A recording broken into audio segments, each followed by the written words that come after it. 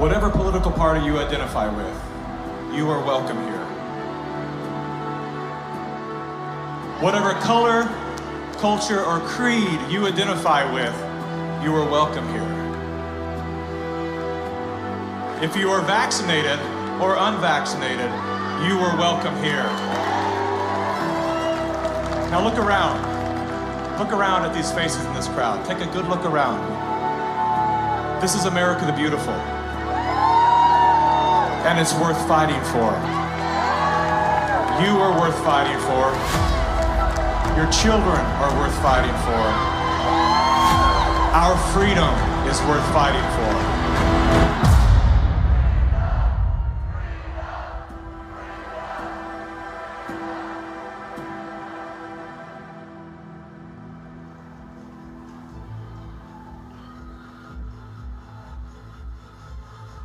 My name is Mickey Willis. I'm a father, a husband, and an investigative filmmaker. I was raised in California by a single mom who did her best to care for 4 children on her own. As a child of the welfare state, I witnessed firsthand what happens to the psyche and spirit of those who become dependent on government assistance.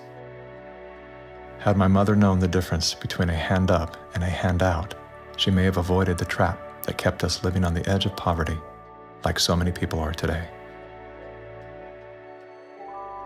Living in fear of losing her welfare assistance, Mom remained single and lonely until the day she passed, at 58 years young.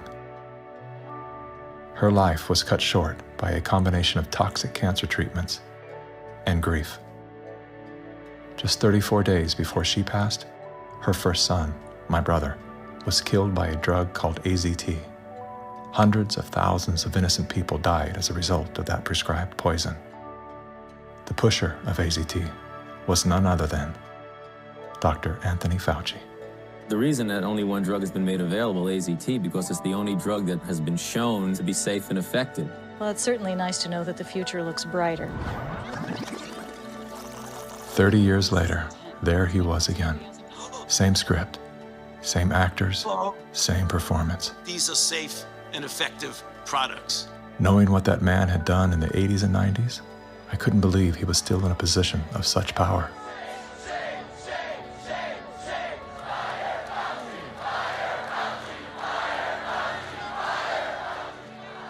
As the world descended into synchronized tyranny, I began to ask myself, how did they get everyone to go along with this? So good. I know. Obsessed with finding the answer, I began studying every moment in recorded history where masses of people devolved into a state of self-destruction. Down that rabbit hole was where I discovered the work of G. Edward Griffin. Gentlemen, again let me say welcome to our home. Since the 1960s, Mr. Griffin has been warning the world of the communist plot to overtake America. Yes, I know. Communism. Mr. Gorbachev, tear down this wall. That thing we've all been told fell with the Berlin Wall. How do you measure such an astonishing moment in history? It was Napoleon who said, "History is a lie agreed upon." Ironically, there's no evidence that Napoleon ever said that. As we're about to discover together, much of our history has been rewritten to serve an agenda that up until recently was invisible to the average person. Average, like this guy. Everyone's talking about the necessity for change right now, particularly here in the US. Over the past few months, as a filmmaker, I've had the honor of documenting the political revolution. That was me in 2016, the year of my political awakening. Come on board the political revolution. I was touring with the Bernie Sanders campaign, creating media to help his grassroots movement grow. At that time, I knew very little about socialism and even less about democratic socialism. As it turned out, I wasn't the only one. So my Bernie bros, how do we redistribute wealth through taxation without expanding the powers of the federal government? Bernie Sanders!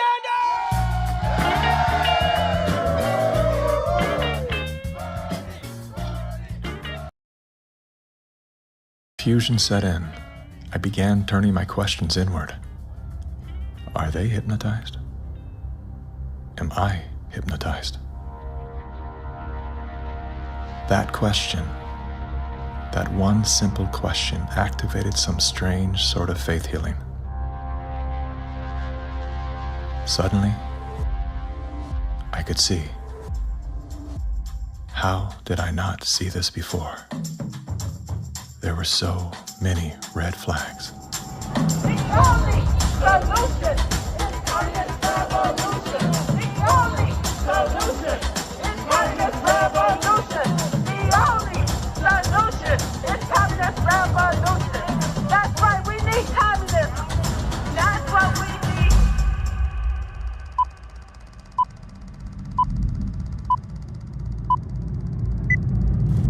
I'm well aware that whether you're here in person or through the medium of motion picture, that for most of you, it's not easy to fit meetings of this kind into your schedules. But the fact that you are here indicates that you do have an interest in the subject. So in order not to waste any of your time, let's dispense with the usual preliminaries and get right down to the business at hand. We're going to examine in quite a bit of detail the communist theory and practice of revolution, particularly as applied to the United States. Now, this will not be something dreamed up out of thin air. This will be the strategy as taught by them and advocated by them in their own manuals, in their textbooks, and in their schools. The new program of the Communist Party on this subject has this to say. The term socialism describes but the first stage of a new society that in its full development is called communism. Socialism is a transitional stage. Jim Carrey, everybody. I went out today and bought me some freedom-friendly Nikes. Yeah, that's right. As a salute to Colin Kaepernick, to Nike, congratulations on your fantastic choice. Thank you so much. Well, it's good to be back it's in great to dystopian America. The Republicans are running with the word socialism. They're trying to say... They're trying to scare people. Scare people. It's communism. It's Venezuela, Trump says. We're going to be living in Venezuela. I grew up in Canada. I'm here to tell you that this bullshit line that you get on all of the political shows from people is that it's a failure. The system is a failure in Canada. It is not a failure in Canada. I never waited for anything in my life. I chose my own doctors. My mother never paid for a prescription. It was fantastic. And I just got back from Vancouver, and I keep hearing this, like, Canadians are so nice. Canadians are so nice. They can be nice because they have health care. Because they have a government that cares about them. In Canada, the authorities say there's now a state of emergency. Riot gear swept through Canada's capital. Today, police in Ottawa used batons and pepper spray. They just trampled that lady. Look what you did to her! Medical wait times in this country Are longer than ever. The cost of living just keeps climbing. There's a socialist coup unfolding in Canada, and we taxpayers are funding it. In the recent years, a lot of Canadians have been watching their once well-regarded country become what some are even calling tyrannical. A country previously hailed as the most free and democratic in the world. Now, the People's World, the official West Coast newspaper of the Communist Party, ran this rather interesting editorial. What is needed now is an effort that begins to approximate the magnitude of the problem. As a minimum, such a program should demand massive emergency action by the federal government. The federal government has invoked the Emergencies Act. As of today, a bank or other financial service provider will be able to immediately freeze or suspend an account without a court order. If you are involved in this protest, we will actively look to identify you and follow up with financial sanctions and criminal charges. Banks have already started to freeze the accounts of people involved in the protests. Please get out. Immediately get out. Intimidating people in a church during the Passover. Unbelievable. Growing up under communist dictatorship, I have been warning Canadians that that's what's coming. I could smell it. I could see it at every corner. We will not put up with this anymore. We are fighting back. Protests, public protests, are an important part of making sure we're getting messages out there, but using protests to demand changes to public policy is something that I think is worrisome. Okay. So here we have the Prime Minister of Canada saying that, yes, we have a highly functioning democracy and they have the right and freedom to protest. However, if those protests are used to demand change in government policy, then no. The small fringe minority who are holding unacceptable views that they're expressing.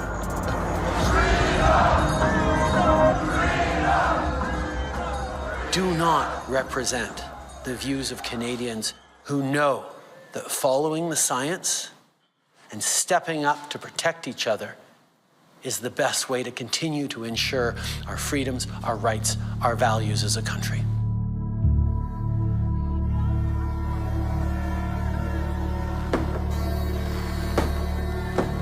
Liberal Prime Minister Justin Trudeau claims to be following the science, but Trudeau's science often comes in the form of this bizarre authoritarian technocracy. I think that Justin Trudeau stepped on the landmine when he weaponized the banking system in Canada against the truckers. Those peaceful trucker protests, their most violent act was honking their horns.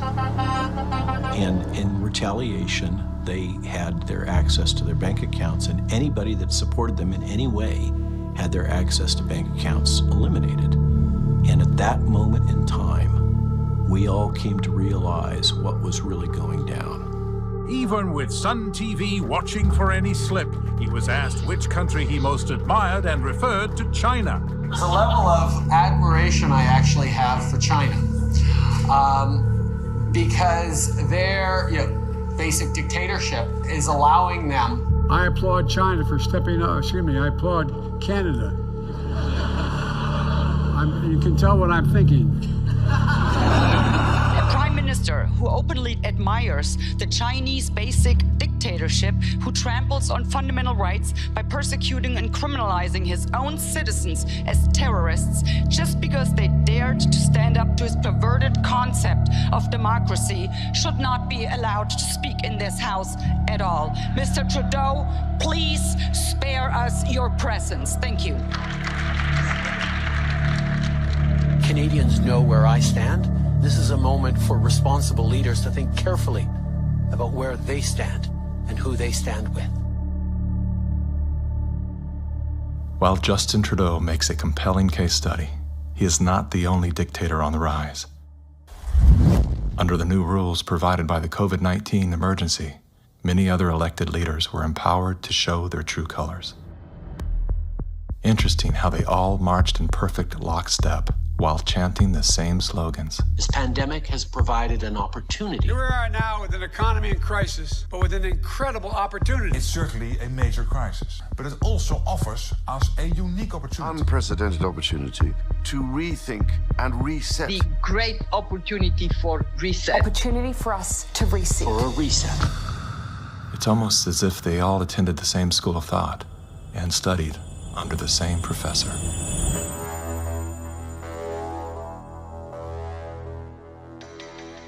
Some people would say this revolution is characterized by the fight of robots against human beings. And we will win this fight.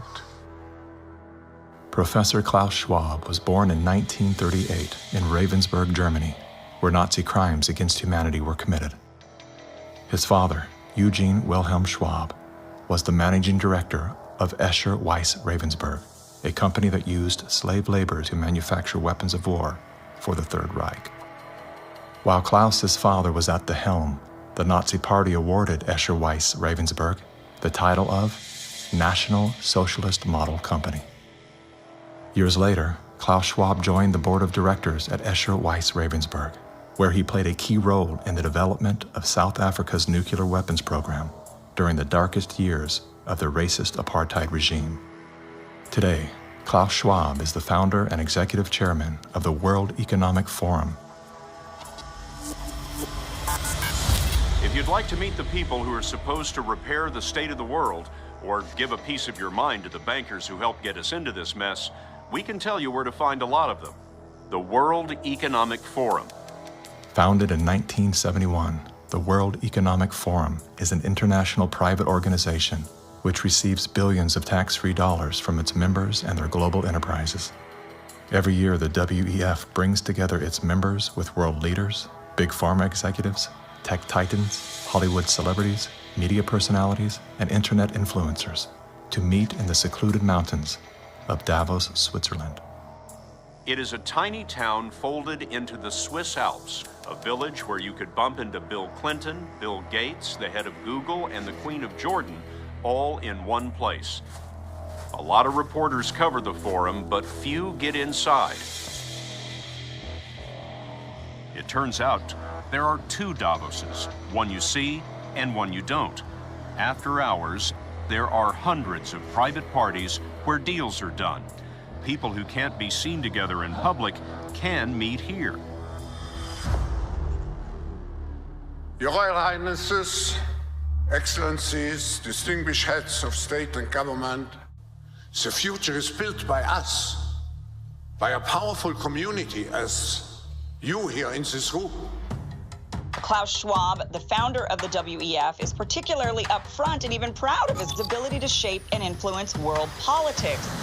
I created the community of global shapers as a means, as a force to shape our common future. And of course, their Global Young Leaders program is a grooming ground so that when they ultimately infiltrate cabinets, We penetrate the cabinets. they will likely tend to govern a certain way. Nobody will be safe if not everybody is vaccinated. The names and the countries he mentioned ended up being some of the most dystopian and authoritative during this pandemic. Names like Ms. Merkel, Vladimir Putin, and so on. Other names, Jacinda Ardern, Sebastian Kurz, Mauricio Macri, Mark Zuckerberg, Jack Ma, Gavin Newsom, Stéphane Bancel, Chelsea Clinton, Leonardo DiCaprio, Sanjay Gupta, Dr. Leana Wen, Alexander and Jonathan Soros, George Soros' sons, and several of the Rothschilds. And of course, Now, who could represent such a world better than you, Prime Minister? In 2014, Klaus Schwab called for the Great Reset, We need a great reset. which he positioned as the solution to the world's most urgent issues. The dark reality of Schwab's agenda is detailed in his best-selling book, COVID-19, The Great Reset. His endgame mission is to replace independent governance with a top-down controlled, one world government and a central bank-controlled digital currency. When they say, you'll be happy, what they mean is, you'll be enslaved. That's why they're talking about a great reset. That's why they're talking about introducing this quasi-communist, quasi-socialist agenda. They know we've run the course where we cannot continue down the path of the ever-increasing indebtedness because we have a generation that quite literally cannot afford to buy a house. Millions of Americans are priced out of buying a home. And so it's easy to tell that generation, we're gonna forgive your college debt. Student debt relief. And set your expectations lower. You're gonna rent forever. We're gonna celebrate the tiny house movement. We're gonna do all of these things which sound cool because they're shaping our narrative so that we become capable of expecting less. What we need to do is not expect less. We need to remove inefficiencies so we can experience more. And that's the subtle distinction that the Great Reset is missing. Like most globalists, Schwab regards Communist China as a shining model of how he intends to transform the world. We now welcome His Excellency Xi Jinping. China has made significant economic and social achievements under your leadership. Chinese influence on global affairs is growing. The founder of the World Economic Forum, Klaus Schwab, says that this is what motivated the group this year to invite President Xi Jinping to deliver the keynote address in Davos. Schwab said Xi's presence was a sign of the shift from a unipolar world dominated by the United States to a more multipolar system in which rising powers like China will have a step up and play a bigger role. I think it's a role model for many countries, but we have to go one step further. It's a systemic transformation of the world. Artificial intelligence, the metaverse, synthetic biology. Our life in 10 years from now will be completely different, and who masters those technologies will be the master of the world. Similar to his protege, Justin Trudeau, Klaus Schwab makes a fascinating case study. Yet he too is merely the master of his own world. Economic Forum. Science is replacing evolution by natural selection with evolution by intelligent design. Not the intelligent design of some god above the clouds, but our intelligent design and the intelligent design of our clouds. The IBM cloud, the Microsoft cloud, these are the new driving forces of evolution. Today, we have the technology to hack human beings on a massive scale. And by this I mean that if you have enough data and you have enough computing power, you can understand people better than they understand themselves, and then you can manipulate them in ways which were previously impossible.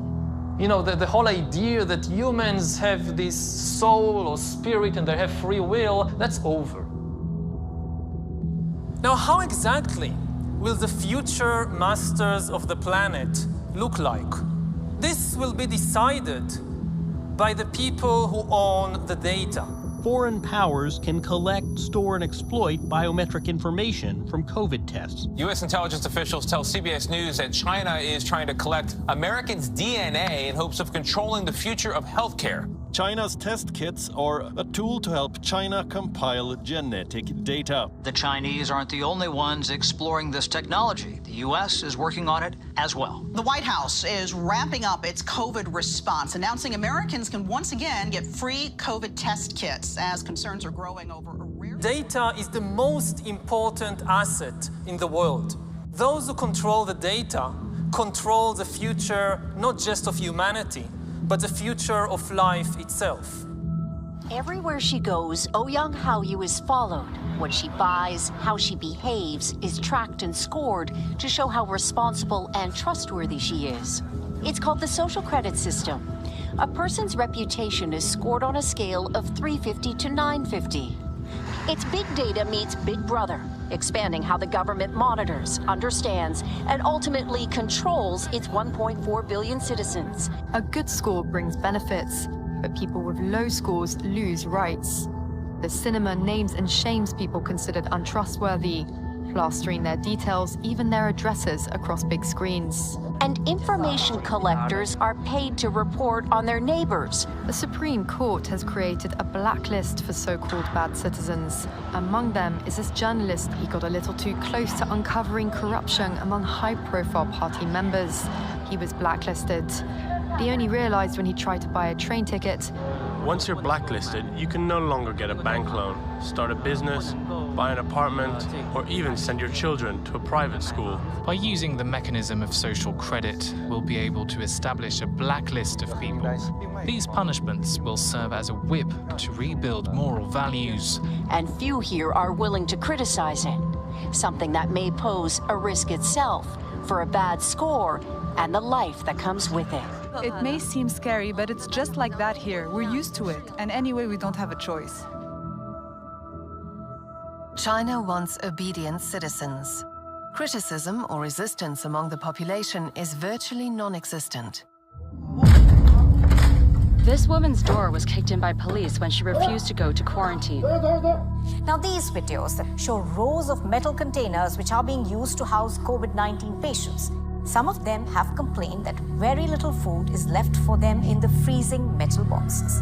Chinese government officials now installing fences in Shanghai, blocking people from leaving their homes. For some, Shanghai feels like the world's largest prison. 5分钟前头，俺叫俺没几个了，现在突然之间，所有人都叫了。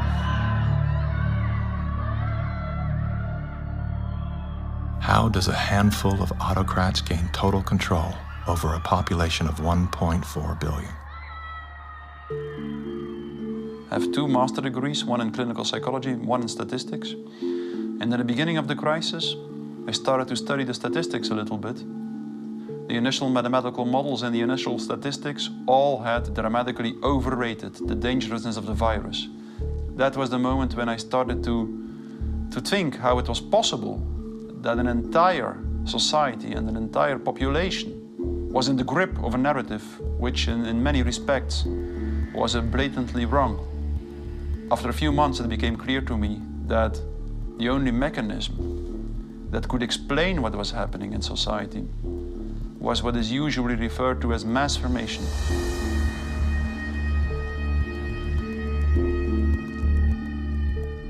Mass formation is identical to hypnosis. And this term refers to a specific kind of group formation, which has very special characteristic effects at the level of individual mental functioning. And one of these effects is that an individual that is in the grip of mass formation typically lose every capacity to take a critical distance from what they believe in, from what the group believes in. You would think it would be people with lower IQs that would be more susceptible to this, but it seems to be the other way around. Are you seeing this? I have seen this, and it does seem to be predicted by educational status and IQ. We look to be verified for our belief system, right? And so a doctor goes to the CDC. The CDC says this is true, it must be true, I'm staying in that zone. It's actually people outside of the system go, well, I want to challenge the CDC here for a second. Where's this study come from? Where's it, and that's what I do. All of these people were kept out of the conversation. All I can comment and you were there, wanting me to sign onto a social contract where the scientific method isn't being used. I'm not interested in medical pedigree. I'm interested in medical consensus. People who are highly intelligent tend to go and get a lot of degrees. Those people have spent so many years in institutions to get those degrees that they have developed a trust and confidence in not only the educational institutions, but those that support them, which are largely government bodies. And so they start from the place of, if it's told by the university, by the government, it's probably going to be true. What I've learned about science is that it's really, imagine they're looking at like a fragment of the world and it's all they see. It's all they're looking at. The world, they don't see the world. So I think that there's a disconnect between people who are smart and have lots of degrees with actual reality, with the lived experience of nature, of life, that you don't see with people who are actually working with their hands outdoors all of the time. A mass formation typically emerges in a society when very specific conditions are met. First and for all, the most central condition is a major part of the population needs to feel lonely.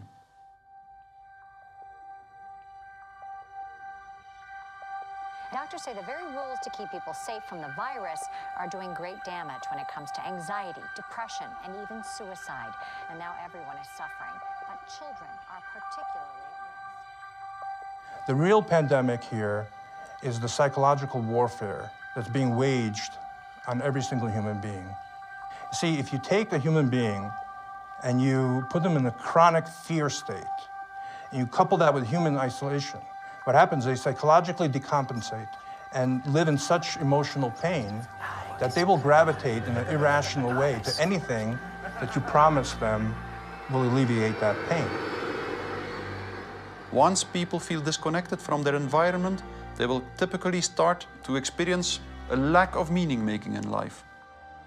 And under these conditions, if a narrative is distributed through the mass media, indicating an object of anxiety, and a strategy to deal with this object of anxiety, they suddenly, connect to one small object of fear, for instance, the coronavirus, and afterwards, people don't feel lonely anymore. They feel connected again. Let me hear it if you've had the Pfizer vaccine. Let me hear it from Moderna, AstraZeneca. Let's hear it from the anti-vaxxers.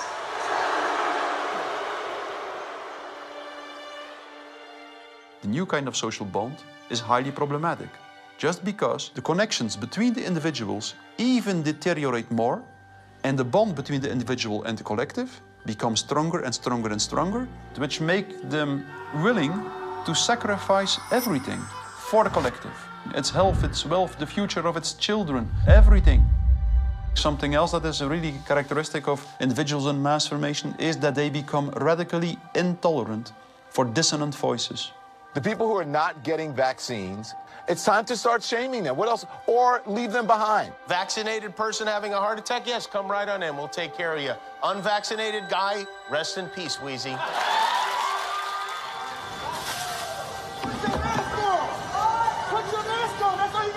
We have to stop coddling the morons who will not get the shot. Get away from me, Put it on. Does it bother anybody else that she doesn't have to wear a mask that we all do? When are we going to stop putting up with the idiots in this country? You're a schmuck for not wearing a mask. And just say it's mandatory to get vaccinated. Screw your freedom.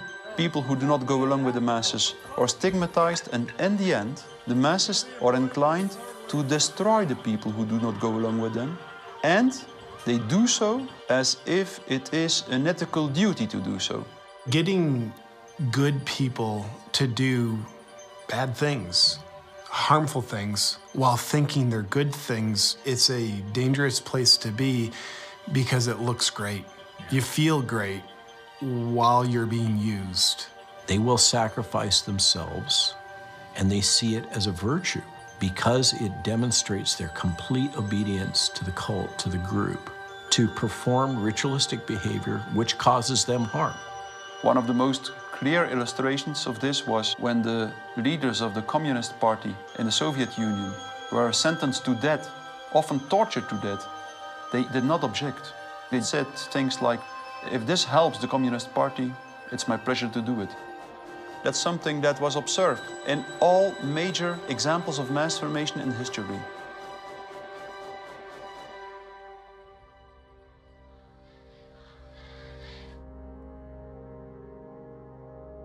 I was born in Communist China 2 years before Mao started his Cultural Revolution.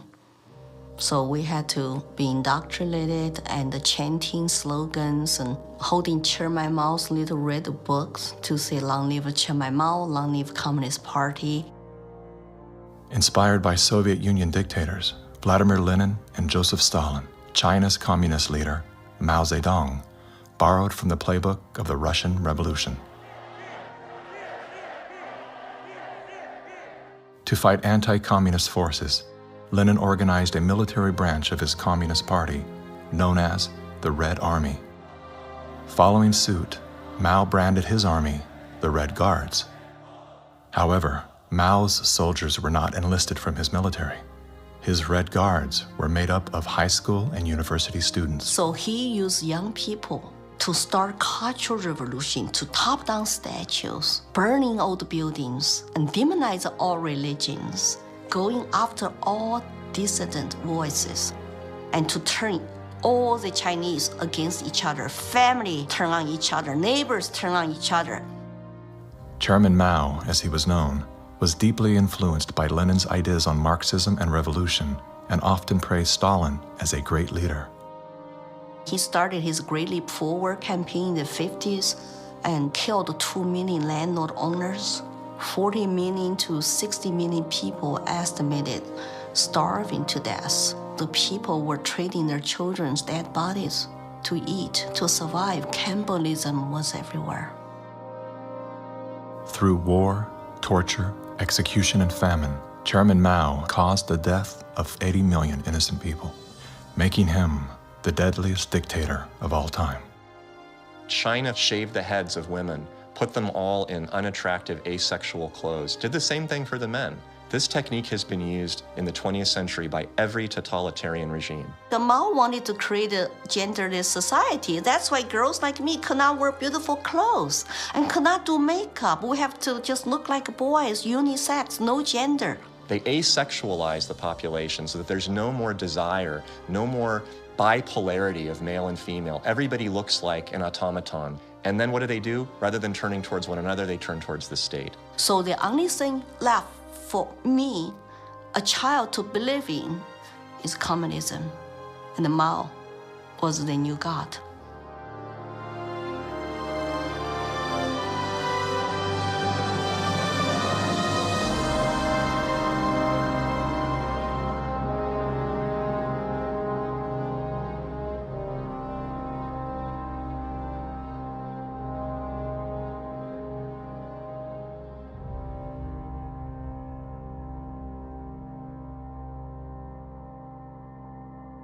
Now, in China, the government is not only cracking down on Muslims, but on other religions as well, as it pushes to assert communist ideology. Here's something else that is banned in China: Falun Gong, a religious movement that emphasizes on spiritual enlightenment and cultivation of virtue.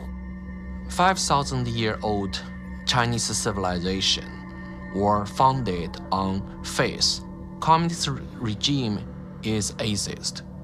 So any philosophies which encourage people to believe God, believe good things, it's something they don't like. I decided to escape China after serious persecution I have experienced. Under this pretext of COVID-19 coronavirus, the Chinese Communist Party has intensified its persecution. We were arrested several times and detained in various detention and brainwashing centers. Over the past few years, a vast network of camps has been built across Xinjiang. A series of classified bulletins show how easy it is to be singled out by the Chinese government for education and training. The U.S. Defense Department says as many as 3 million are being forcibly detained in re-education and forced labor camps. China calls them thought transformation camps built to prevent extremism from spreading, but reports indicate they're more like prisons. When I was detained in detention center, I was handcuffed and hung over a radiator pipe with my toes barely touching the ground. And I was hung over there for 3 days. The CCP guards brought 4 male detainees into my cell and began one of the worst experiences of torture. And on the brink of death, I realized I could do nothing but turn to my belief. So I prayed to be saved. Moments later, one of the 4 male detainees suddenly fainted on the floor, which interrupted the torture.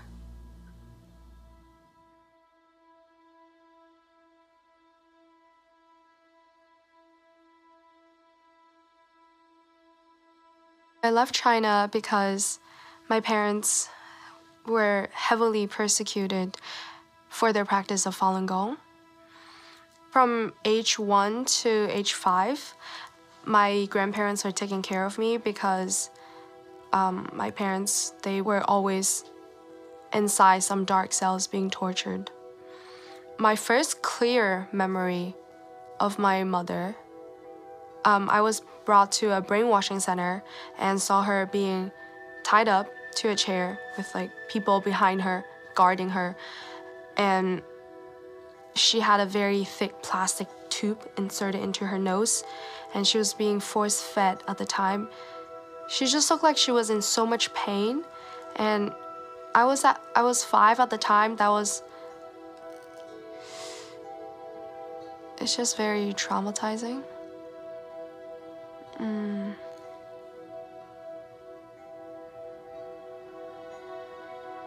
My school principal actually came to me several times and told me not to be a part of my parents and to report any activity that my parents would do. They're instilling all the lies and hatred into the younger generation. The young people are used today to do the American Cultural Revolution, to turn the kids basically not to trust their parents anymore. And say, oh, my parents don't understand me, I'm confused, so I need to turn to my teachers, turn to other authority figures. Look at the Mao's Cultural Revolution to say how many similarities are there.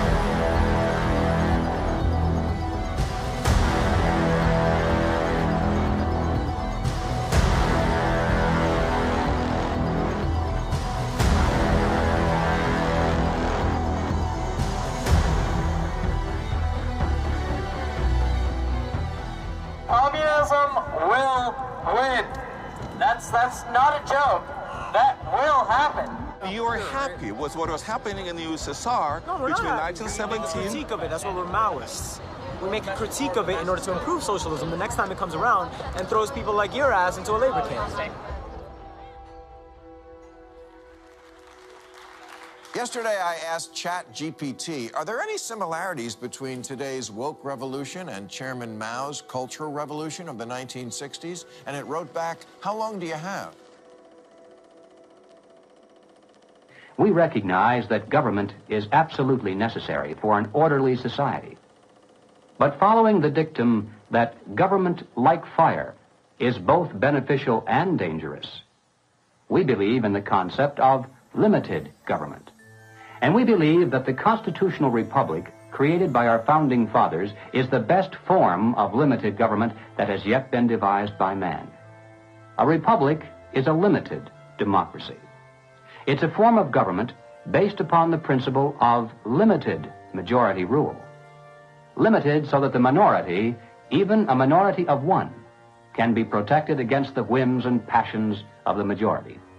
Now, democracy is a form of government based upon the principle of majority rule. It's easy to understand, easy to sell to the masses, and, I might add, deadly. The fathers of philosophy, Socrates, Plato, and Aristotle, were all staunch critics of democracy.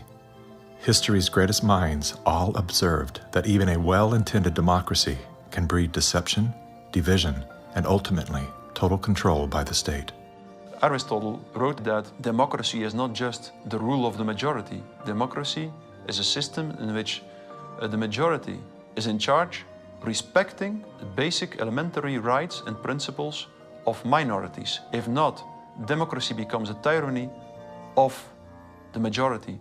Socrates himself became a victim of this very process.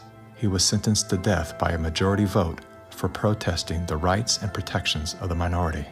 This country was founded on the principle that the individual is sovereign over the institution of government. And it's about a philosophy of governance that says that you are a free individual, or a philosophy of governance that says you're a serf and you're a subject.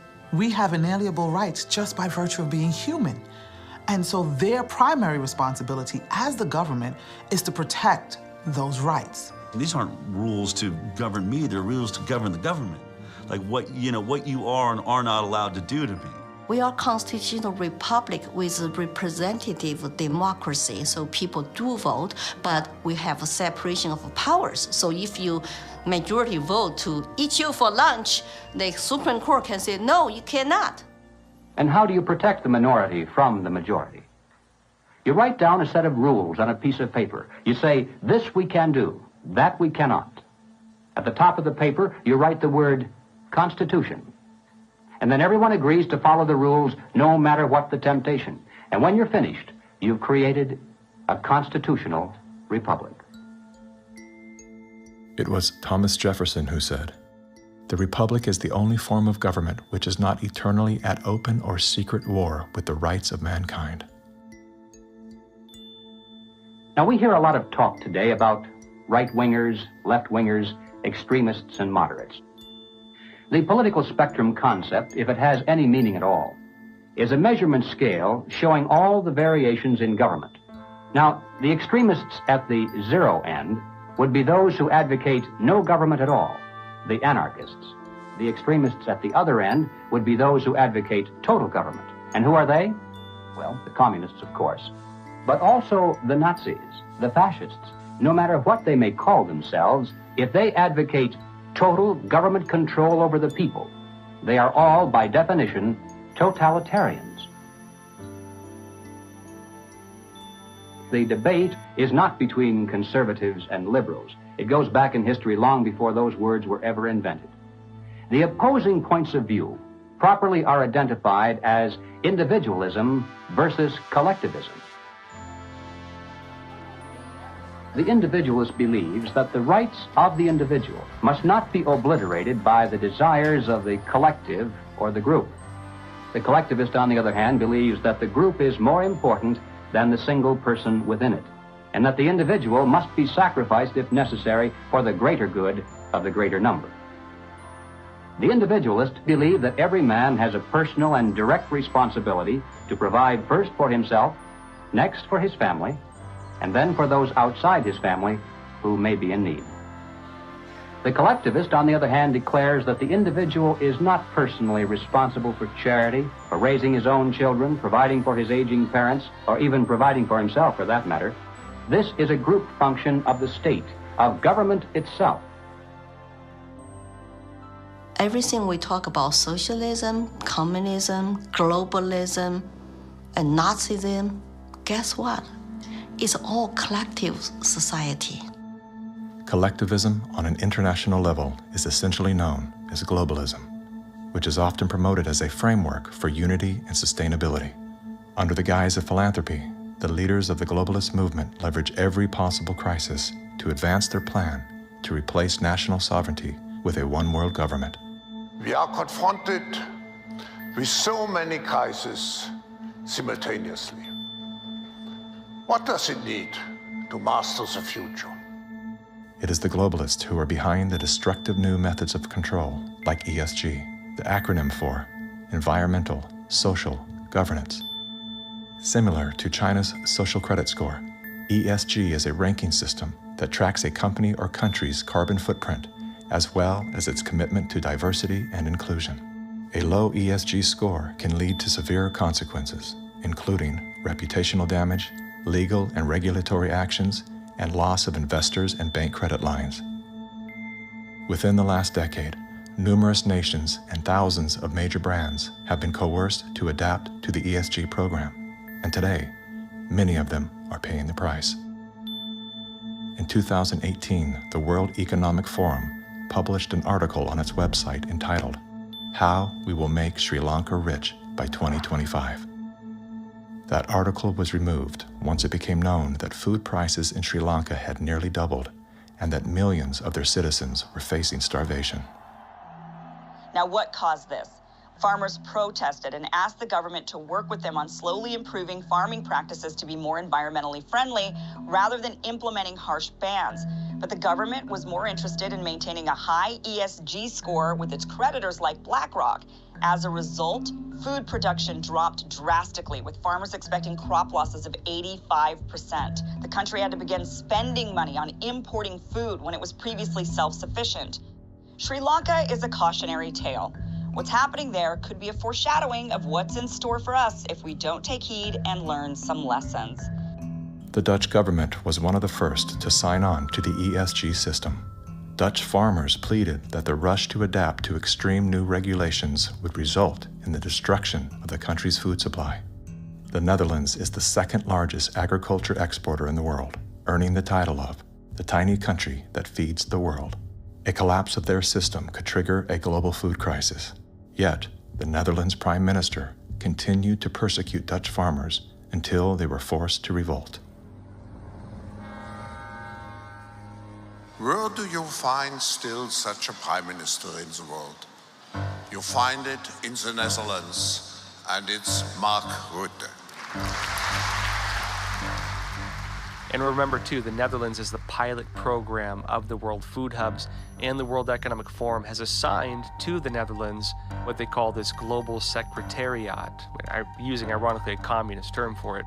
Klaus Schwab's golden pin-up boy, Prime Minister Mark Rutte, is busy fulfilling the agenda of the World Economic Forum's Great Reset by turfing farmers off their own land. Perhaps the most important lesson I've learned in my years as Prime Minister of one of the world's most outward-looking trading countries is that national interests are often best served by international cooperation.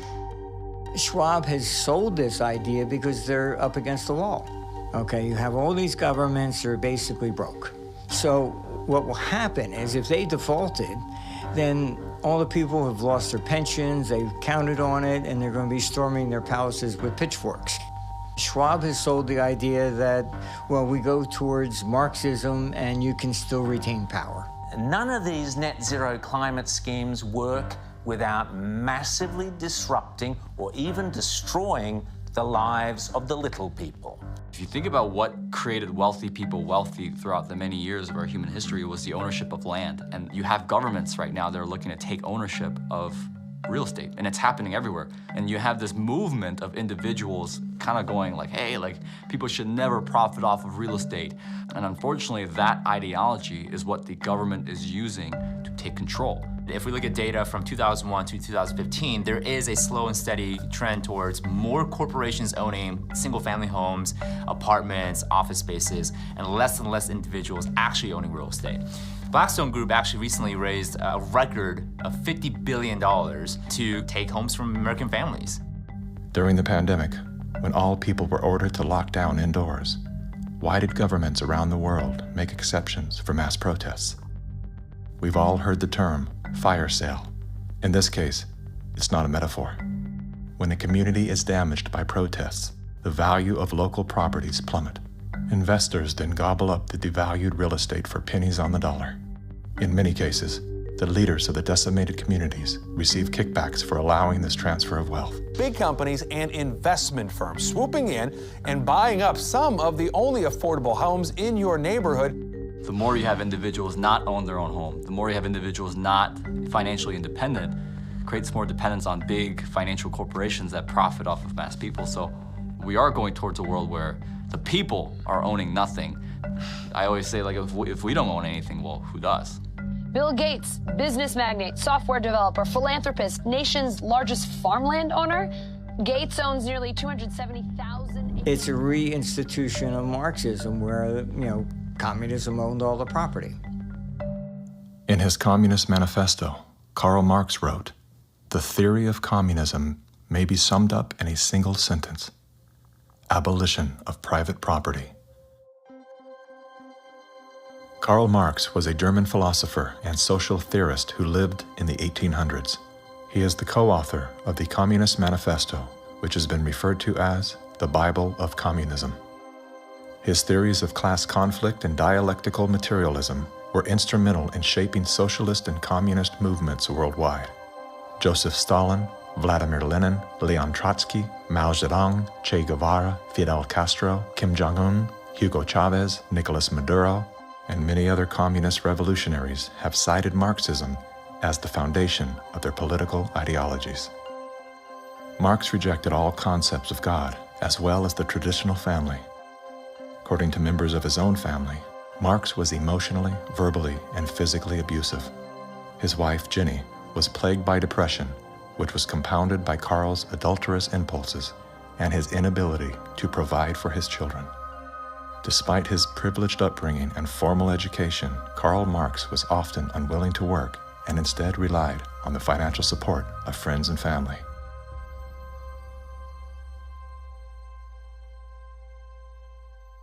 In 1943, the following directive was issued from party headquarters to all communists in the United States. It read, "When certain obstructionists become too irritating, label them as fascist or Nazi or anti-Semitic. In the public mind, constantly associate those who oppose us with those names which already have a bad smell. The association will, after enough repetition, become fact in the public mind." The founding fathers were racist, misogynist, Fascist political party, radicals on the far right, anti-Semitic, xenophobic, transphobic, Uncle Tom's white supremacist, domestic terrorist, neo-Nazi organizer, Nazis. You are an anti-vaxxer. anti-vaxxers, racist. Name calling is their #1 bullying tactic, and they apply it unremittingly to anyone who questions their dogma or says something they find unacceptable or offensive. As early as 1928, the communists declared that the racial differences among our people constituted the weakest and most vulnerable point in our social fabric. By constantly probing and straining at this one spot, they calculated that eventually the cloth could be torn apart and that Americans could be divided, weakened, and perhaps even set against each other in open combat. They said in no unmistakable terms that the Negro people, because of their social status and their predominant working class composition, offered greater revolutionary possibilities than any other cross-section of the population. How do we get out of this mess? Revolution, nothing less. Revolution, nothing less. Revolution, nothing less. Revolution, nothing less. Revolution, nothing less. The communists call not only for extensive chaos within the cities, the plan is for raging fires from one city to the next. The average American, they say, soft and decadent, when he sees billows of black smoke rising from one horizon to the other, when at night the only light he has to see by is the flickering red from flames leaping into the sky, he'll become paralyzed with fear and panic and do nothing to interfere with the guerrilla bands as they strike at the community's power centers. To justify violence, they have to be able to claim that they're liberating people. And if people are to be liberated, then it's necessary to go through the motions, at least, of pretending that they have a right to form a nation of their own. The Communist Party called for their liberation, to break away from the United States and to set up their own nation within our borders. Activists now control a barricaded area. It's been called an autonomous zone. They want it to be free of capitalism, state authority, and police. To take the United States, all of the United States, it'll be necessary, they say, to involve white people as well as black, and in general, to escalate their revolution in America from race war to class war. Feed the rich and feed the poor. This is class war.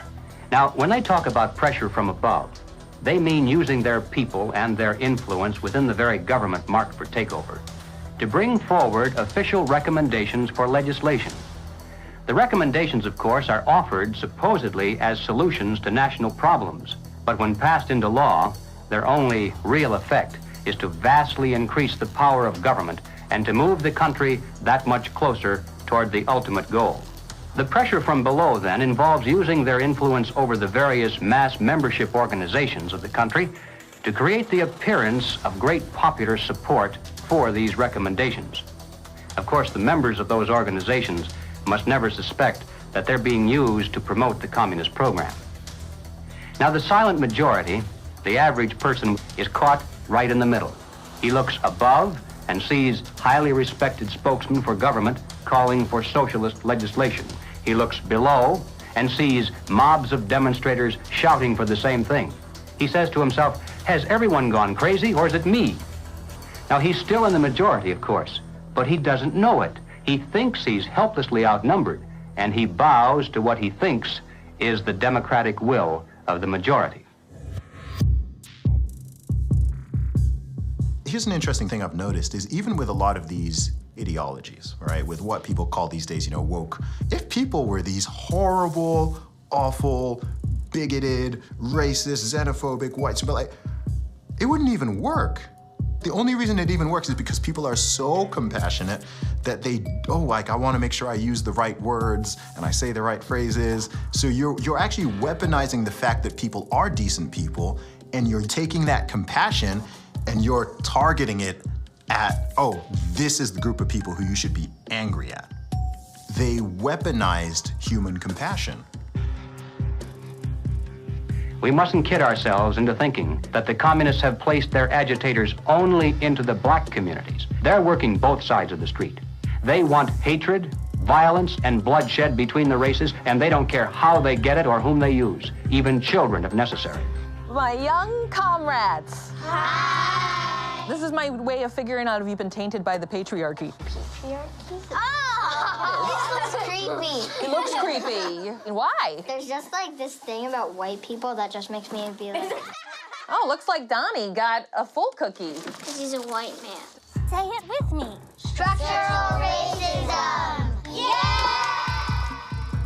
You may have wondered why the Communist Party has been a staunch supporter of the drive to place a black studies curriculum into our high schools and colleges. The reason becomes obvious the minute you take a look at the textbooks and the study guides. Schools are now radicalizing our kids. I mean, this is the volume of the book from Critical Race Theory, and it literally says here, whiteness is a bad deal, and it has a symbol of Satan. You gonna deliberately teach kids this white kid right here got it better than you because he white? You gonna purposely tell a white kid, oh, the black people are all down and suppressed. How do I have 2 medical degrees if I'm sitting here oppressed? Not only is it in the schools, but it's in the workplace, it's throughout society. It's destroying this country. If this continues, we will look back and be responsible for the dismantling of the greatest country in the world by reverting to teaching hate and that race is a determining factor on where your destiny lies. Thank you. Sarasota School Board Chairwoman, what has been the worst of what you've had to deal with in terms of community or parental reaction? The calling of names, tyrant, Marxist, communist, and they want to move kids over to charter schools and private schools without the oversight of the state. And that's wrong. Education authorities in the United States are asking the government to use anti-terror laws and involve the FBI against parents who protest against the way their children are being taught. It identifies no fewer than 13 possible federal crimes, including making annoying phone calls. How about this one? They could be prosecuted for using the internet in a way that might cause emotional distress. Over the weekend, Democrats voted to ban gendered language in House rules. And that means no more terms like father or mother. Is the administration's official policy to replace the term woman with birthing people? Black birthing people. Black birthing people. Black and indigenous birthing people. You shifted in places from using the term mother to if people. Again, if we're trying to be precise in the language that's used. Mom's a pretty good word. I'm not a birth person. I'm a mother. Can you provide a definition for the word woman? Can I provide a definition? No. Yeah. I can't. You can't? Not in this context. So I'm not a biologist. The meaning of the word woman is so unclear and controversial that you can't give me a definition? Do you believe then that men can become pregnant and have abortions? Yes. Literally everything that was fought for women's rights is going straight down the drain. This environment that has been created and corrupted and manipulated does not respect women, does not respect children, does not respect men. It cares nothing for family. So that's why they have to attack mother and remove father, because she's gonna protect that child, he's gonna protect that woman, and they both are gonna protect society. Good evening. Good evening. Thank you very much. Thank you for your service. When you talk about a parent-child relationship, you're talking about something primal that is in the heart of the liberal, not the Marxist, that's in the heart of the person who's conservative. And they're pushing the boundaries on something that they cannot control. Washington State is on track to lawfully take gender dysphoric children away from parents who oppose transitioning treatment. That is against the Constitution. The only time a parent loses their rights is if there's an extreme circumstance. It's severing the bond between the parent and the child. What they're doing is they're dividing families to take control of the children. The biggest offense against communism is the nuclear family. In Chapter 2 of his Communist Manifesto, Karl Marx wrote, "Abolition of the family. The bourgeois family will vanish as a matter of course." We're here today to represent the millions of Black Americans who disagree with the Black Lives Matter movement. If you go to Black Lives Matter website, it says that we disrupt the nuclear family. That's my wife. This is our 4 children. Why would you disrupt the nuclear family? Because the real objective is to remove the family as a possible alternate source of guidance and support. All totalitarian regimes strive to destroy the close-knit family in order to remove any loyalties that might be higher than to the state itself. I have seen over the years in my practice a steady decline in the expression of healthy masculinity and healthy femininity. The separation between the male and the female is almost complete now. And it's due specifically to the ongoing attacks against masculinity and the degradation of femininity. And if our family structure is lost in the next generation, what do we have left? We're just a bunch of listless individuals living our lives out virtually behind a computer screen and following the orders of the government. Maybe it's because I came in the movement at 17 and a half, so I have just a knack for knowing how to organize young people I was at our publications table today, and I was speaking to this young person, and he grabbed the book, and he said, it's like Mao's Red Book. And I was like, man, that's what I was thinking. And it was just really cool to hear him make that connection. I was like, how about you buy like 10 to 15 of these books, and you all have like a youth organizing group where you talk about it, and you really try to engage this. We need to build off of this. We actually do have an ideological frame. Myself and Alicia in particular, we are trained Marxists. I do believe in Marxism. It's a philosophy that I learned really early on in my organizing career. Investigations into the Black Lives Matter organization has revealed links to groups that are pro-communist China. The self-proclaimed Marxist Black Lives Matter co-founder Alicia Garza also owns the Black Futures Lab project. Yet, all would be lost for the Black Future Lab if not for the Chinese Progressive Association. Donations to the Black Futures Lab don't go directly to the foundation itself. The Chinese Progressive Association gets them instead. Through forensic investigations, we now know that the 2020 BLM fiery but mostly peaceful protests were organized and partially funded through a network of pro-communist organizations. One of the groups is US-based Liberation Road, which was founded by a faction of the Communist Party of Vietnam. Liberation Road is allied with the new communist movement and has direct ties to the Chinese Communist Party. The San Francisco-based, communist-rooted Chinese Progressive Association formed a sister company called Asians for Black Lives to serve as a bridge between BLM and the Chinese Communist Party.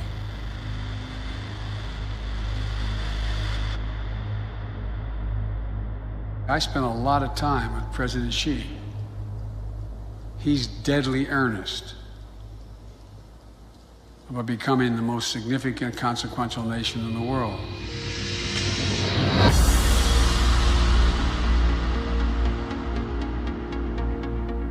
When we speak of China, it's important to distinguish between the people and their oppressive government.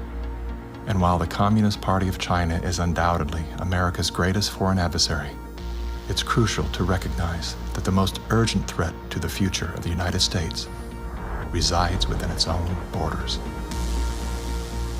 We're so used to thinking in terms of the old-fashioned concepts of warfare, we fail to realize that the favorite weapons of communist conquest are instead propaganda. Do you know who the greatest propagator of disinformation in the history of the world is?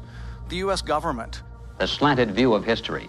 History has been written to tell us a certain story. The 1619 Project is trying to reframe that story. What these people are doing is subverting young black minds to think that the Revolutionary War was fought in order to preserve slavery. And it's based on something that simply isn't true. The tactics of internal subversion. I thought that America was racist. I thought it was patriarchal. I thought our capitalist society was just a means of exploiting people.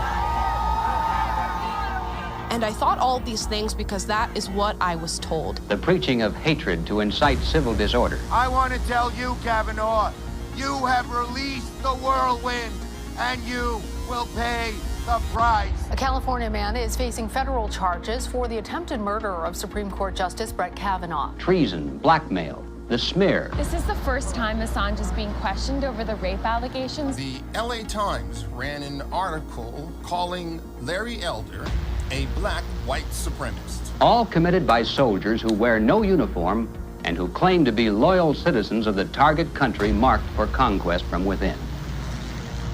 World War III that rages around us right now is a political war, an economic war, a psychological war, a spiritual war. As a matter of fact, the bomb, as a psychological weapon, is being dropped on the American people every single day. You probably assume you're safe. That could be a deadly mistake. Bracing for food shortages. And labor shortages. Shipping delays. Supply chain disruption. A new coronavirus variant. The worst virus variant. Ultra transmissible. It can kill you. It can kill you. A surge in crime. Acts of terrorism. Domestic terrorism. White terrorists. White supremacy. Mass shootings. And nuclear conflict. World War III. World War III. Vladimir Putin. Russia. Environmental doom. Fire, storms, and deadly floods. I don't want you to be hopeful. Science tells us we have 9 years. This storm will kill you. I want you to panic. It is promoting fear. It will kill your children. Feelings of fear. It will kill your pets. The world is a very terrifying place. Unless you get lucky. I want you to feel the fear I feel every day. Walk me through, if you would, what happens scientifically inside our minds when we're in a state of fear, and then how that affects our external choices and the direction of our lives. This is well known and well researched in the psychological literature and the psychiatric literature, that when someone is afraid, when someone is in a state of fear, that person cannot think rationally. You resort back to a more primitive way of making decisions, which is highly emotionally driven. And when you're placed in a chronic state of fear, as we have been, you end up in a, what I would call a traumatized state, meaning that you're not just momentarily scared, you are frozen. You have seen your ability to think critically suspended. The issue is not about COVID or vaccines or anything else. It's not that. That is the polarizing impulse that gives rise to our general sense of ill at ease, which then amplifies our willingness to fall for reflexive classifications like race or, the isms that we want to fight about. The more we can distract people by creating the illusion that says everything is fearful, the more we can manipulate the population. We were groomed for decades to be fearful, whether it was drop and cover. We must be ready all the time if the atomic bomb explodes. Duck and cover. To protect against the threat of nuclear annihilation, or more recently, the impending ecological collapse of our planet in 12 years that AOC and Greta Thunberg keep warning us about. The world is going to end in 12 years if we don't address climate change. How dare you? All of these fears are grounded to some degree in reality. They're not completely invented, but they are exaggerated so greatly that we cannot actually reason through them anymore. When people are afraid, they won't just accept authoritarianism, they'll demand it. They will demand it. Somebody do something. Somebody take charge and tell me what to do. Like, where do I stand? Where do I walk? What do we do? What are the rules? And again, people in power always use that, right? What do they say? Never let a good crisis go to waste. We can take this and we can now enact policies that normally we wouldn't be able to get away with. Maybe in a couple of decades, when people look back, the thing they will remember from the COVID crisis, this was the moment that we agreed to be surveyed all the time. And maybe even after the event is over, maybe we can still keep 30%. And over time, multiple crises, suddenly you have a government or an individual who has far more power than they're actually supposed to. The leaders of the mass, the people who pronounce a narrative in public space, usually are hypnotized themselves. They believe they need to reshape society to be able to deal with the challenges society faces. And they believe so fanatically in that ideology that they think it's justified to manipulate and cheat and to use all kinds of narratives to convince people to go along with that ideology. We're going to go visit Mom. I'm going to bring the home family to see Mom. No. We will shut you down. We will cite you.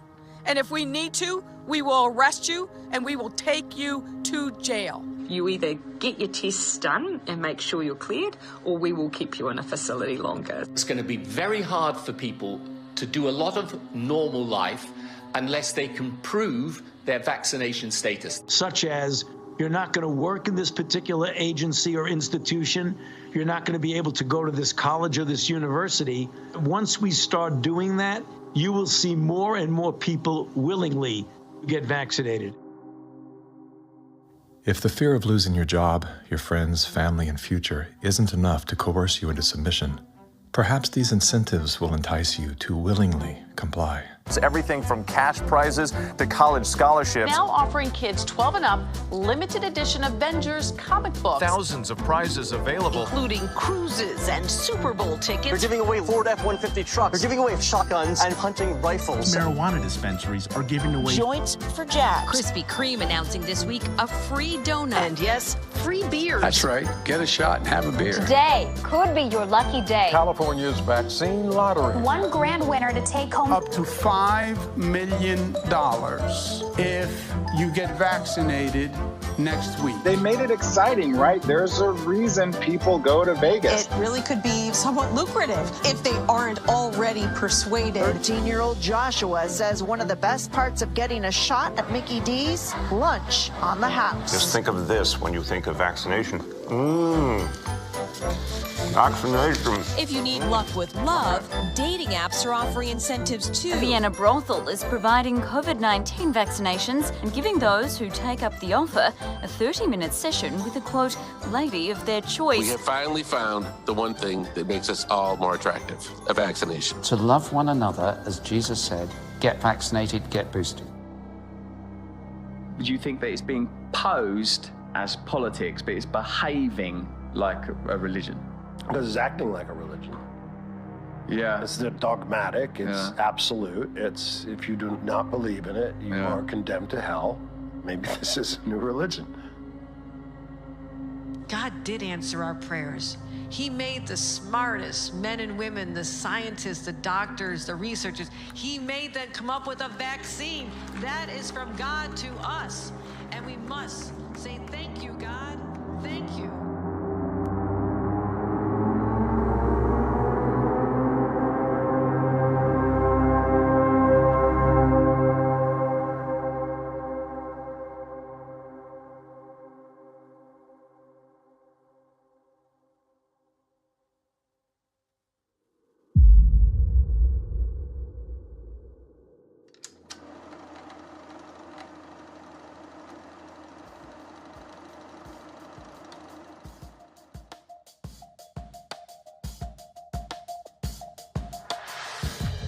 There was a time, and not too long ago, I think, when we could have pulled ourselves out of this without too great a sacrifice on the part of anyone. But we didn't. Instead, we slept. Everywhere I look, I see men and women who know that communists are making headway in this country. They know that something must be done and that someone must stand up to them. But they themselves do nothing. They remain silent because they're afraid that if they speak out, it'll be bad for business. They may lose a client. They may even lose their jobs. Or perhaps they're receiving a regular government check and already are too dependent upon some of the very people and programs they know they should oppose. We have now passed the point of painless solutions and parlor patriotism. Well, all right, so what do we do about it? What are the countermeasures that need to be taken? And where do we begin? Before we finally win this battle, and I should hasten to say that there's no doubt in my mind that we're going to win. I'm increasingly convinced of this. But before we finally do see victory, we must carry the truth to every man, woman, and child in America. I have no idea of what each of you is going to do in the critical days that lie ahead. It may be much, it may be little, it may be nothing at all. I don't know. Only you can answer that question. But ladies and gentlemen, whatever it is you decide to do for your country, do it soon. Do it now. Every minute that you delay further will add dearly to the price of ultimate victory.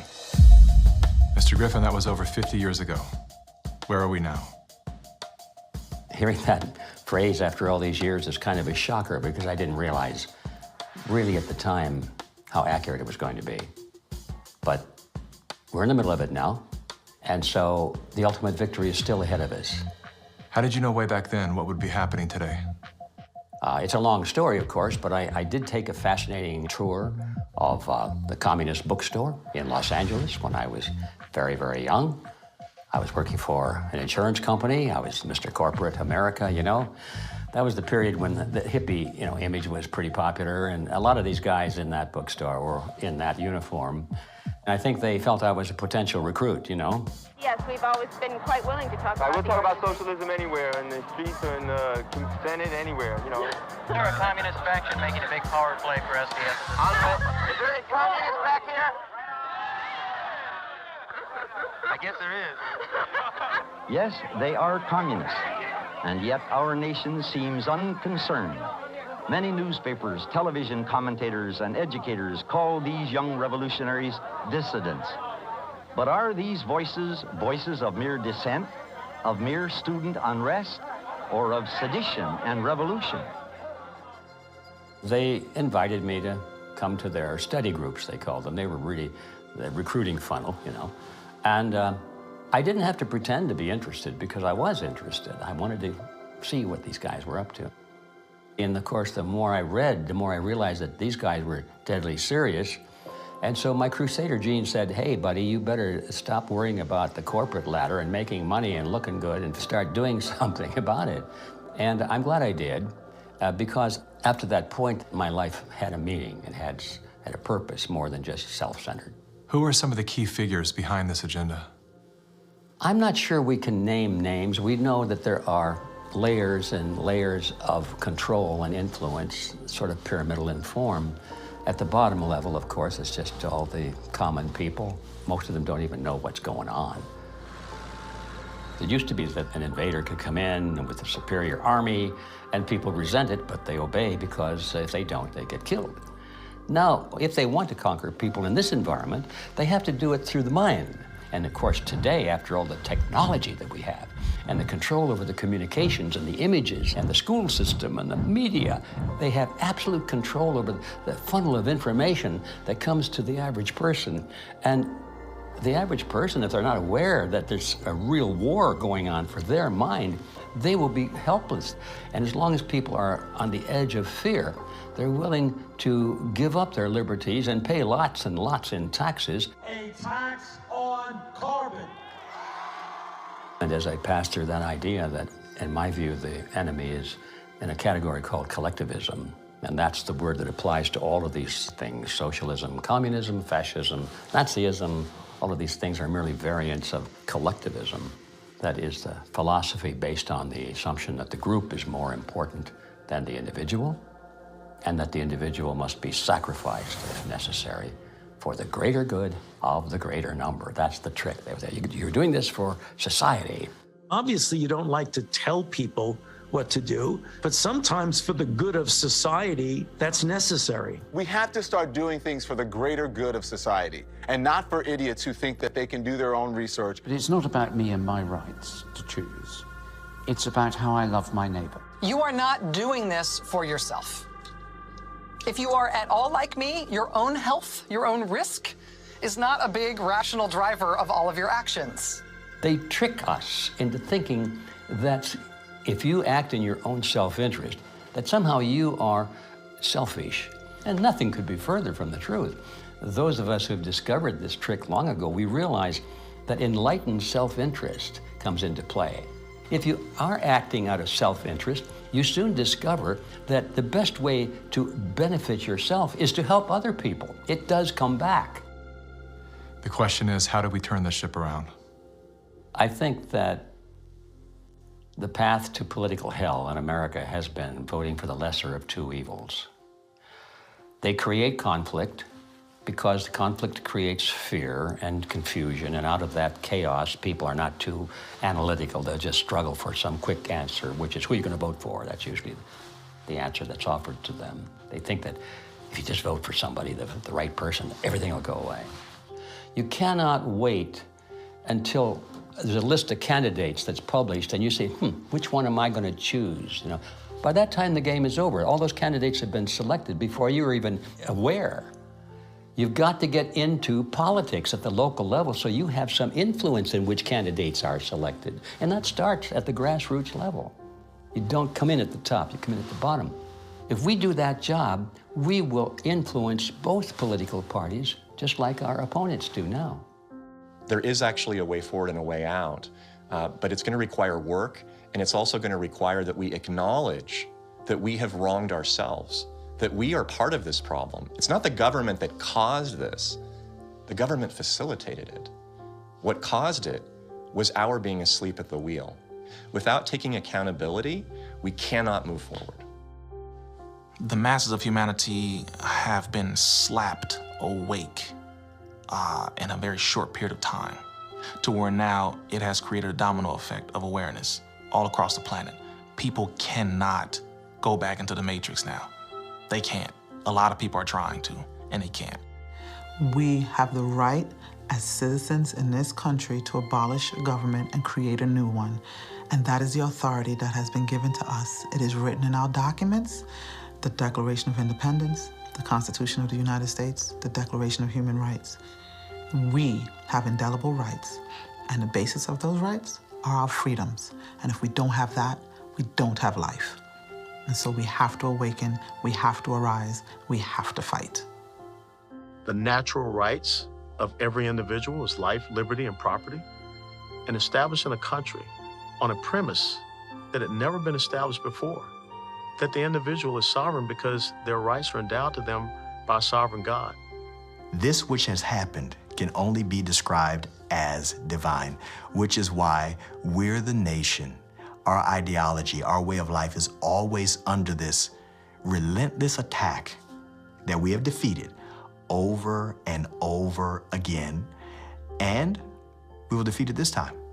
We're all fighting with each other, and the way that we combat that is doing the opposite of what these war overlords want us to do, which is fight with each other. We should be learning how to forgive and inviting other people to the table even if we disagree with them, and extending grace to one another even if we know that they've done something that we totally disagree with, because that's how we ultimately are going to heal as a nation, is understanding that we all come from different walks of life and we all live here together, and let's start talking. The only real problem that's existed in the world, it's division. It's that people are not getting in rooms, willing to speak with one another, see each other's hearts, and get to know, hey, what do you believe? What do I believe? And is there a way we can actually work together to solve these problems? And I'm willing to bet that most of the Gen Zers would say yes. That's what we do right now, and that's why I'm glad we're at the age that we are, because we can be leaders of that conversation. When I started to realize, like, wow, freedom's a polarizing concept for some reason. Thought this was America. Is this America? It is? Okay. World's different than I thought. So my fear was, I could lose everything. I could lose my audience. I could lose my business. But I knew, especially having a son come into the world, I am imprinting something on his beautiful, innocent, fragile psyche and heart. I'm imprinting the man that I am, or I'm imprinting a hollow shell of the man that I refuse to be. And I knew in that moment, I'm willing to risk losing everything to do that. I would rather pick up cans on the side of the highway to feed my family than to live out of alignment with my truth and betray my son. Just say no. Rise up in a nonviolent way. They can't imprison everyone. They can't fire everyone. But they can fire individuals that are separated and don't work together and give in to the fear. And don't sacrifice your future for a few conveniences now in the present. You should sacrifice maybe the present conveniences so that you're going to have a future. The media has done a good job at stripping from us our ability to think on our own and for ourselves. If we can get back to that, I think that we can build a stronger America. In my opinion, the first step you have to take is you have to get out from under the control mechanisms. And that means blow up your TV, don't listen to the fear porn, and set yourself free of debt, which is what controls you and controls everything around you. It is the weapon that is used. The most important thing is always that the dissonant voices continue to speak out, and, also extremely important, that they don't start to form a mass or a crowd themselves. Because that happens very easily as well, happens very easily. Once a large-scale mass formation starts, the people who do not go along with them feel threatened, and they can start to form a mass themselves. So it's extremely important not to form a mass ourselves. That means to form a group, a coherent group, and that what unifies this group should in the first place be the fact that everybody who belongs to the group can have his own opinion and can speak in his own way. What matters most to you?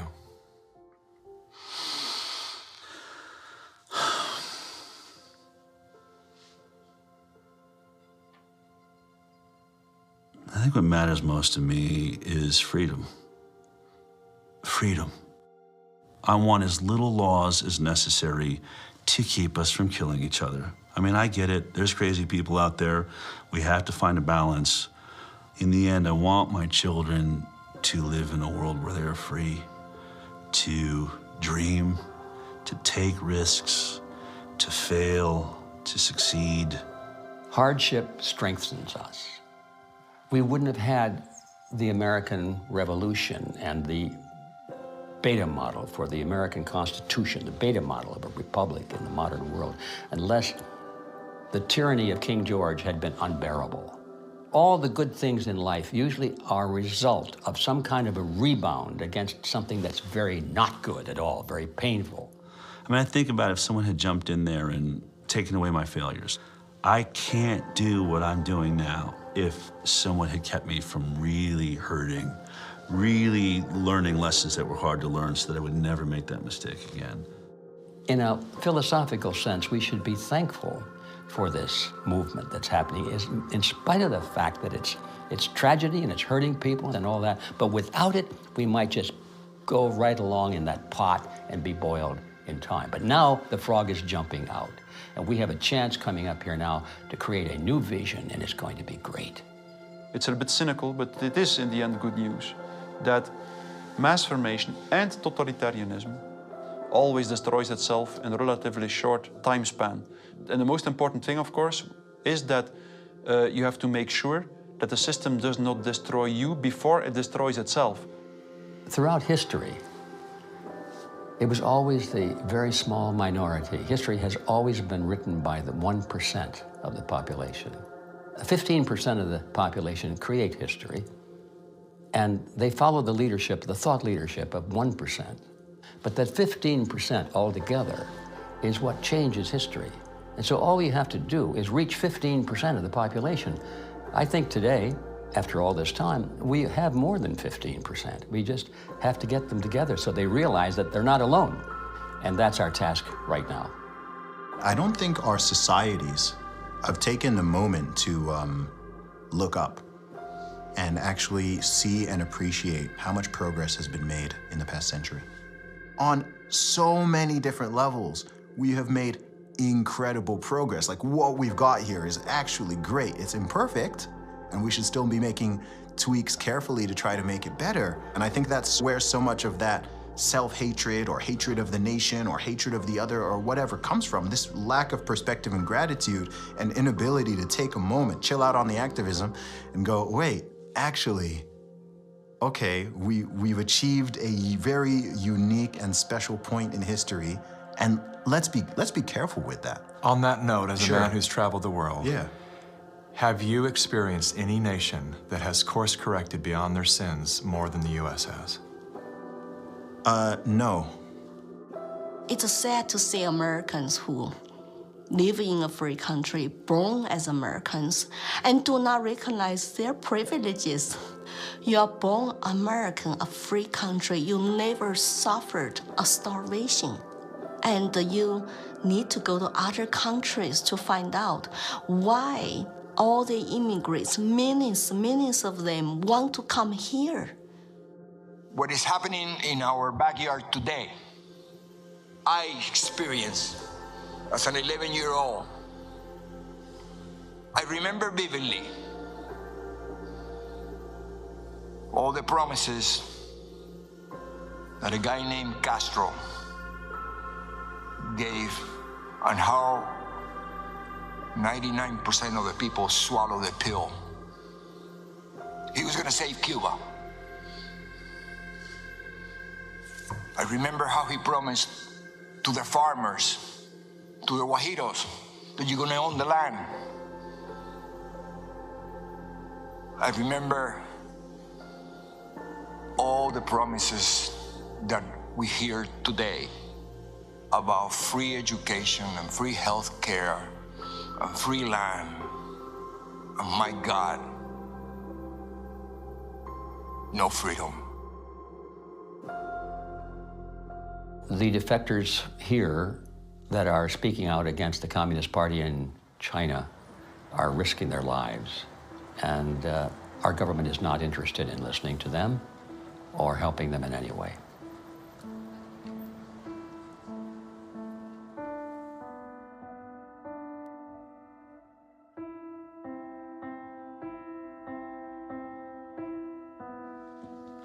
I have been in America for 10 years.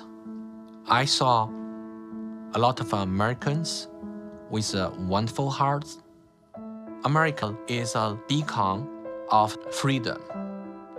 I'm happy living in this land to practice my religion and to have a peaceful life. That's my hope. America's last stand on earth for freedom. If we lose this country, the world will be a very dark place. I have 3 children in this country. I want to protect their American dream. So here I am, you know. I've noticed that every time you speak about America, your eyes fill with tears. I do love this country. No place to go. And I just hope people can hear my stories. For past 5 years, I've been telling the same thing. I have no political agenda here. I just want to live American dream and my children live American dream. Sorry about that.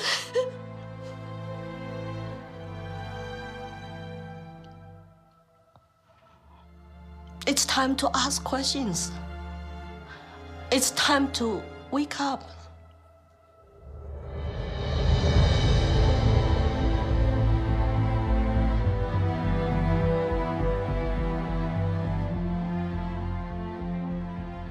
We've been brought together in this moment to face the urgent choice between dehumanization and rehumanization. Dehumanization requires us to do nothing. Nothing other than to allow that process to continue to the point of no return. Rehumanization, on the other hand, requires action. One action: to remember. To remember what we knew as children, when everything was possible, before our attention was captured, before the conditioning set in, before our nature was denied. There's nothing new we have to learn. All we have to do is to remember. And then take the hand of that memory and go out and stand on ground.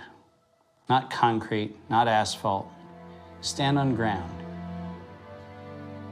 and see if you can feel the heartbeat of a universe that conspired to give you life,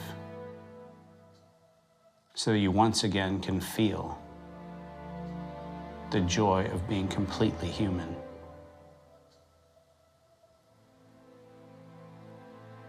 And then never forget that moment.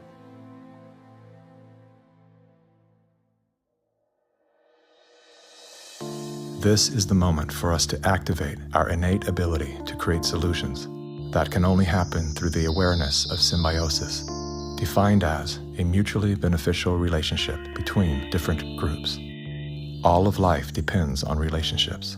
Every living thing is in communication, from the stars to the planets, the earth, the plants, the elements, the insects, the animals, the humans, and every cell within us. Real change out there begins with real change inside. As Americans today, we are truly a privileged people in a privileged land. But with our blessings come responsibilities, and with responsibilities come risks. The challenge of our time is that we must accept both the responsibilities of our blessings and the risks involved in defending them for ourselves and for future generations. And we must do this without hesitation if we are to be worthy benefactors of that precious heritage of freedom passed on to us through the epic sacrifices of those who have gone before. Now, that is not flag waving, and it is not cliched patriotism. as a simple statement of the obligations of citizenship in this glorious land, our land, which with God's help we shall preserve.